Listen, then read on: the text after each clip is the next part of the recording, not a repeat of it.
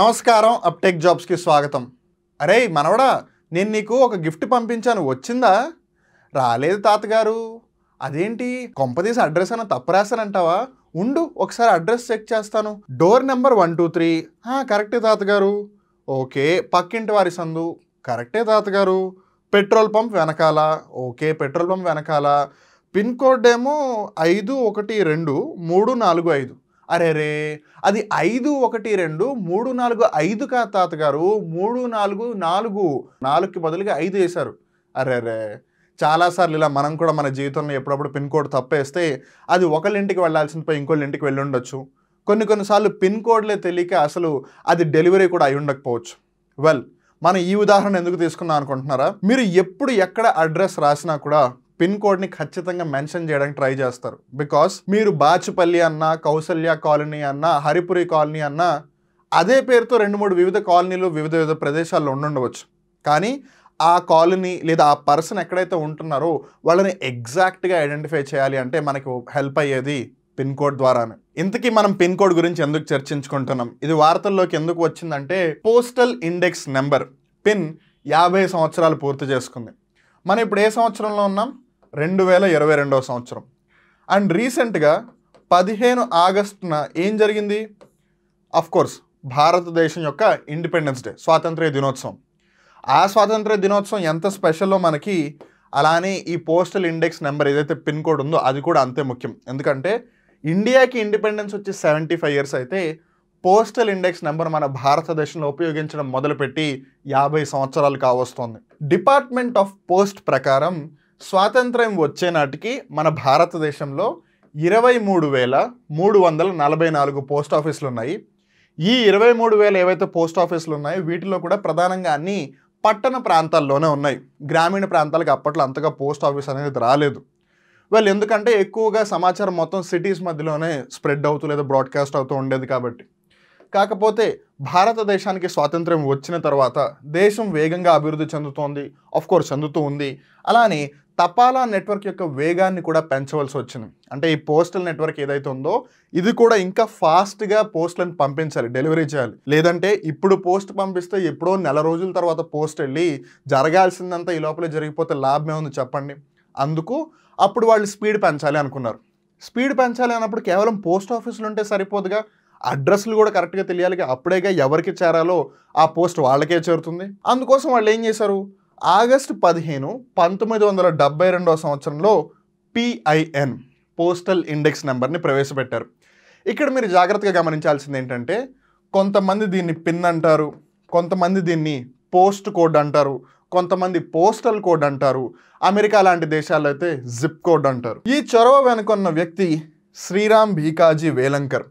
ఈ చిత్రపటంలో మీరు ఆయన్ని గమనించవచ్చు. ఈయన భీకాజీ వేలంకర్ గారు. ఈయన సంస్కృత కవి, అలానే సంస్కృత భాషకి సంబంధించి ఈయన ప్రెసిడెంట్ అవార్డును కూడా తీసుకున్నారు.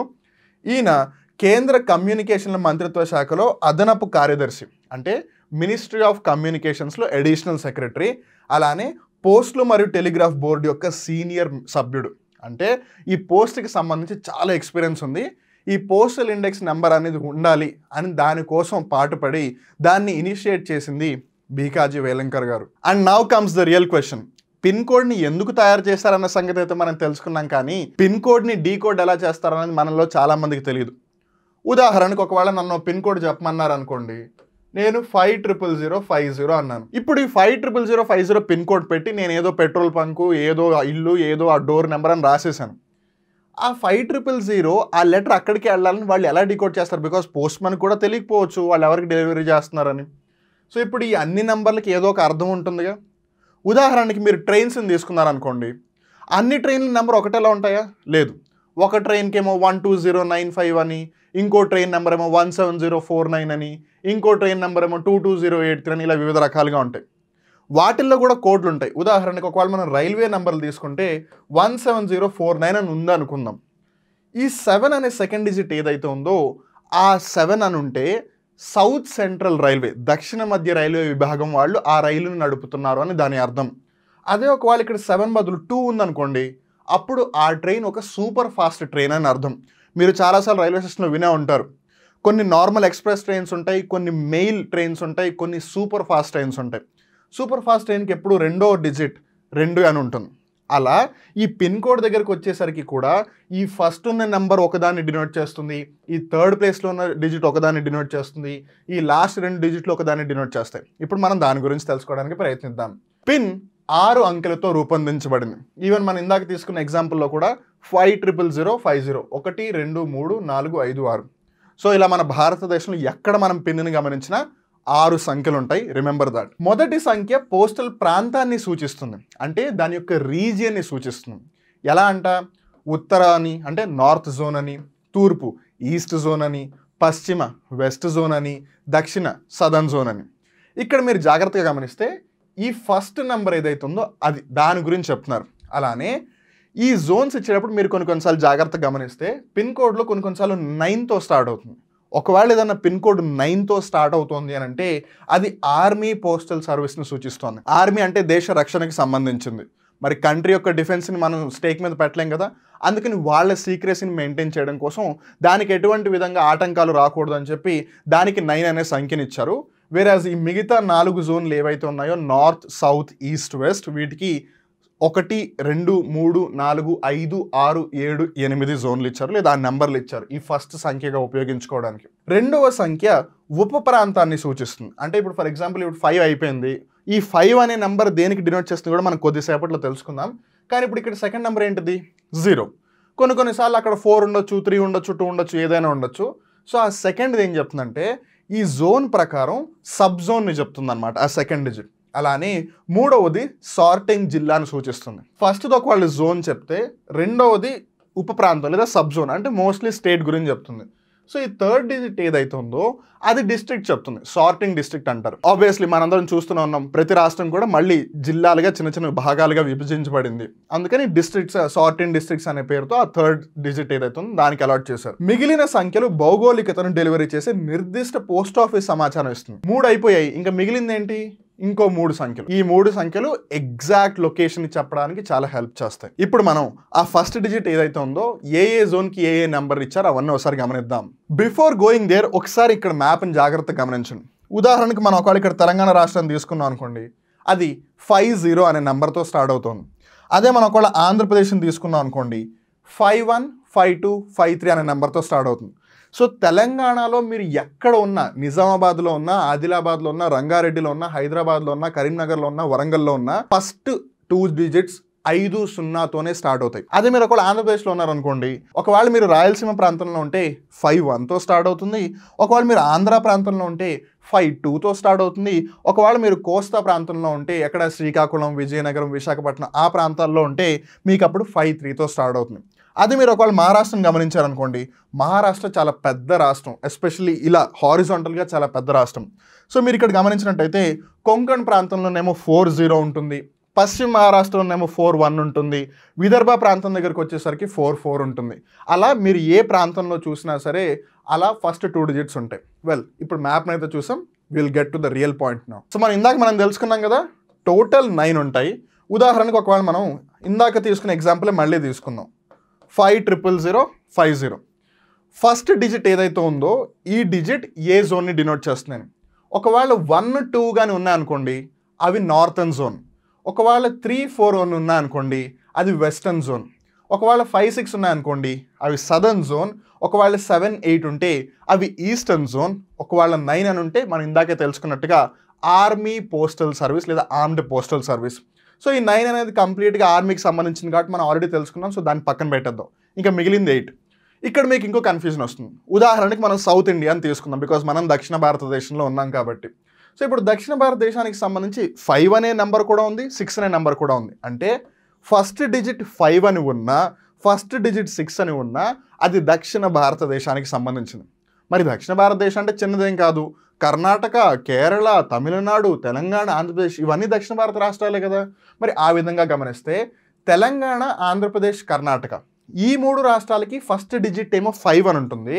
తమిళనాడు, కేరళ, లక్షద్వీప్ దీవులు అలానే పుదుచ్చేరి వీటికి ఫస్ట్ డిజిట్ 6 అని ఉంటుంది.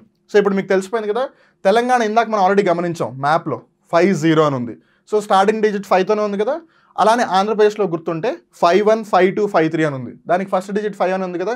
ఈ విధంగా నార్థన్ జోన్కి అయితే 1 2, వెస్టర్న్ జోన్కి అయితే 3-4, సదర్న్ జోన్కి అయితే 5-6, ఈస్టర్న్ జోన్కి అయితే 7-8. అలానే ఇక్కడ ప్రతి స్టేట్కి సెకండ్ డిజిట్ ఏమని ఉంటుంది కూడా మనం ఒకసారి గమనిద్దాం. ఉదాహరణకి మనం మళ్ళీ ఒకసారి తెలంగాణ తీసుకున్నాం అనుకోండి, ఫస్ట్ది ఏముంటుంది, బికాస్ సదర్న్ జోన్కి స్టార్టింగ్ నెంబర్ 5 కానీ 6 కానీ ఉండాలి. అదొకవేళ తెలంగాణ, ఆంధ్రప్రదేశ్, కర్ణాటక అయితే ఫస్ట్ డిజిట్ 5 ఉంటుంది. కేరళ, తమిళనాడు, పుదుచ్చేరి, లక్షద్వీప్ అయితే 6 ఉంటుంది. సో ఇప్పుడు మనం తెలంగాణ తీసుకున్నాం అనుకోండి 50 ఉంటుంది. ఆంధ్రప్రదేశ్ తీసుకుంటే 51, 52, 53 ఉంటుంది. అదే మహారాష్ట్ర తీసుకుంటే 40, 41, 42, 43, 44 ఉంటుంది. ఇక్కడ మీరు టేబుల్లో కూడా గమనించవచ్చు మహారాష్ట్ర 40 to 44. అలానే మీరు ఒకవేళ ఢిల్లీని గమనించారనుకోండి 11 అని ఉంటుంది. ఎందుకు? ఫస్ట్ 1 ఏమో నార్థన్ జోన్ చెప్తోంది, రెండో 1 ఏమో ఢిల్లీ గురించి చెప్తోంది. అదే మీరు ఒకవేళ 12, 13ని గమనించారనుకోండి, అంటే 12, 13 అని ఉందనుకోండి ఫస్ట్ 2 డిజిట్స్, అప్పుడు అది హర్యానాకి సంబంధించింది. ఇలా పిన్ కోడ్లో ఉన్న 6 సంఖ్యలు ఏవైతే ఉన్నాయో వాటిలో మొదటి 2 సంఖ్యలను బట్టి మనం జోన్ని అలానే స్టేట్ని ఐడెంటిఫై చేసేయచ్చు. ఇప్పుడు ఇంకేం మిగిలింది ఏంటిది? ఆ మిగతా 4 డిజిట్లు. ఇక్కడ ఒక ఎగ్జాంపుల్ ఉంది మన దగ్గర 456001. ఈ ఫస్ట్ది ఏంటిది? 4 అనేది జోన్. ఇప్పుడు ఒకసారి మనం ఇక్కడ 4 అనే జోన్ ప్రకారం గమనించినట్టయితే అది ఏమని సూచిస్తుంది? వెస్టర్న్ ఇండియాని సూచిస్తుంది. ఎందుకంటే 1, 2 north, 3, 4 west, 5, 6 south, 7, 8 east. So దీన్ని బట్టి మనకి ఏమర్థం అవుతుంది? ఇది వెస్టర్న్ జోన్లో ఉన్న ఏదో ప్రాంతం అని. ఇప్పుడు అక్కడ 5 అని ఉంది. సో 4, 5 ఎక్కడ ఉంది? 4, 5 అంటే మధ్యప్రదేశ్కి సంబంధించింది. ఎందుకు?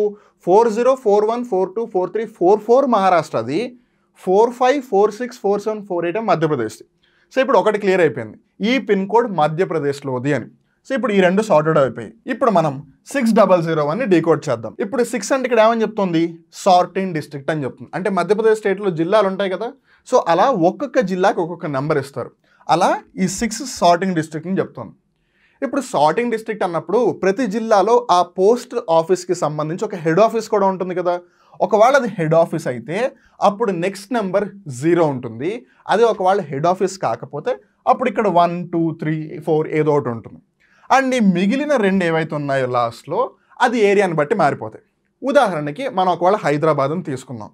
హైదరాబాద్లో మలక్పేట్ అలానే ఎంజీబీఎస్ పక్క పక్కన ఉన్న ప్రాంతాలు, లేదు ఎల్బీ నగర్ అలానే హయత్ నగర్ ఈ 2 పక్క పక్కన ఉన్న ప్రాంతాలు, లేదు జూబ్లీ హిల్స్ అలానే బంజారా హిల్స్ పక్క పక్కన ఉన్న ప్రాంతాలు. సో ఇప్పుడు ఏమవుతుంది? ఈ 2 పక్కన ఉన్నాయి కాబట్టి వీటి యొక్క లాస్ట్ 2 డిజిట్స్ ఆల్మోస్ట్ దగ్గరగానే ఉంటాయి. కొన్నిసార్లు 1 ఆఫ్టర్ ద అదర్ ఉంటుంది. అలా నియర్ బై లొకేషన్స్ అన్ని పక్క పక్కన ఉంటాయి. బట్ ఈవెన్ దెన్ ఒకవేళ దేనికైనా 45 ఉంటే ఆ 45 నెంబర్ వేరే దానికి ఇవ్వలేరు. సో ఉంటే 44 ఉంటుంది, లేదా 46 ఉంటుంది, లేదా వేరే ఏదైనా నెంబర్ ఉంటుంది. ఆ విధంగా ఏ ఏరియానైనా మనం ఐడెంటిఫై చేయాలి అని అంటే ఈ పిన్ కోడ్ మనకి హెల్ప్ అవుతుంది. మీరు అనొచ్చు, ఒకవేళ మనం 45 లేదా 44 ప్రకారం ఒక ఏరియాని ఐడెంటిఫై చేసినా ఆ ఏరియా చాలా పెద్దగా ఉండొచ్చు కదా అని. అందుకే కదా మనం door number, flat number, survey number, A colony, A road, near by land mark అవి కూడా అడ్రస్లో మెన్షన్ చేస్తున్నాము. కానీ అక్కడ దాకా చేరుకోవడానికి పిన్ కోడ్ హెల్ప్ చేస్తే ఆ పిన్ కోడ్కి రీచ్ అయిన తర్వాత ఆ మిగిలిన అడ్రస్ మనకి హెల్ప్ అవుతుంది. చూసారుగా పోస్టల్ కోడ్, పిన్ కోడ్ వెనకాల ఉన్న ఆసక్తికర సమాచారం. ఇది మీ స్నేహితులతో, మీ గురువులకి, మీ పిల్లలకి అందరికీ చెప్పండి. పిన్ కోడ్ వెనకాల ఎంత ఇంట్రెస్టింగ్ ఇన్ఫర్మేషన్ ఉందో అందరికీ షేర్ చేయండి. Create awareness among everyone. ఇక్కడితో ఇవాళ కరెంట్ అఫైర్ ఎపిసోడ్ ముగుస్తుంది. మళ్ళీ ఇంకో రోజు ఇంకో కొత్త కరెంట్ అఫైర్ ఎపిసోడ్లో కలుద్దాం. అప్పటి వరకు చూస్తూనే ఉండండి అప్టేక్ జాబ్స్. నేను మీ వివేక్, సైనింగ్ ఆఫ్. ఇలాంటి ఆసక్తికరమైన వీడియోలు మీరు మళ్ళీ చూడాలి అనుకుంటే మా అప్టేక్ జాబ్స్ యూట్యూబ్ ఛానల్ని సబ్స్క్రైబ్ చేసి ఆ బెల్ బటన్ని ప్రెస్ చేయండి. మీరు గ్రూప్ 1, గ్రూప్ 2, గ్రూప్ 4 లాంటి పరీక్షలకి సన్నద్ధం అవుతున్నారా? ఇలాంటి సబ్జెక్టులకి సంబంధించిన విషయాలు మీకు ఎక్కడా తెలియట్లేదా? అయితే మీకు 1 స్టాప్ సొల్యూషన్ మా అప్టేక్ జాబ్స్. ప్లే స్టోర్ నుండి యాప్ని డౌన్లోడ్ చేసి మొబైల్ ఫోన్స్లో ఇన్స్టాల్ చేసుకోండి. కొత్త విషయాల్ని డీటెయిల్గా తెలుసుకోండి. నేను మీ సాయి వివేక్, సైనింగ్ ఆఫ్.